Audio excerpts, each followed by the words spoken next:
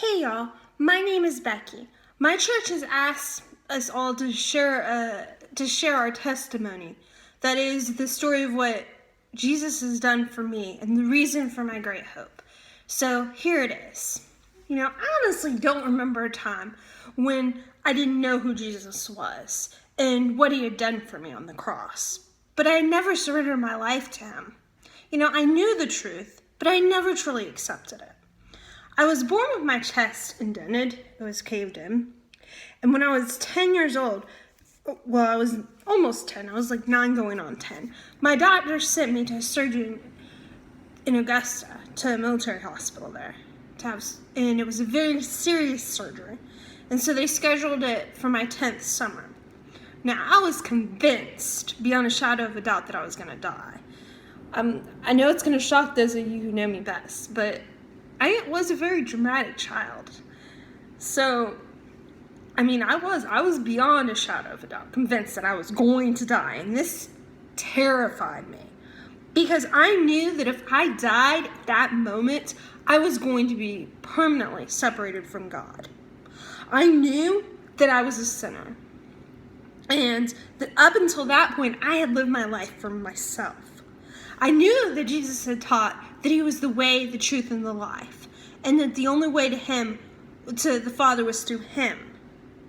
I didn't want to live my life for myself anymore. And so at that point, I turned my life over to Jesus. Now, I was still convinced I was going to die, but I was no longer afraid.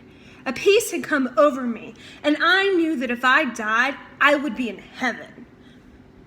I did not die, and that peace that God has provided, it never went away.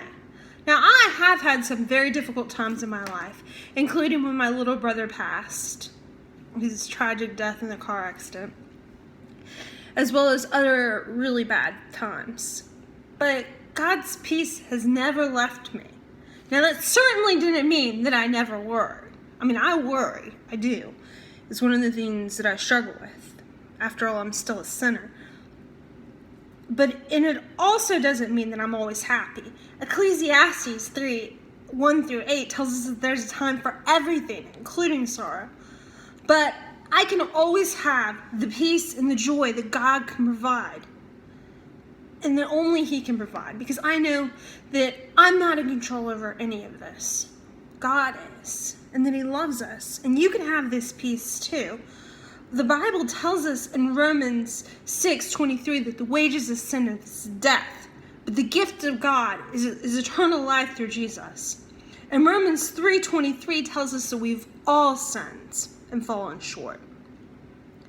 But Romans 10:9-10, it provides the ultimate comfort. It tells us that all we need to do is confess with our mouths and believe in our hearts that Jesus is Lord, and we will be saved. Now, if you have any questions about this or how to grow in your discipleship, please feel free to contact me on Facebook Messenger or talk to someone else you know that's a believer or call a local church. Thank you for your time and listening to this.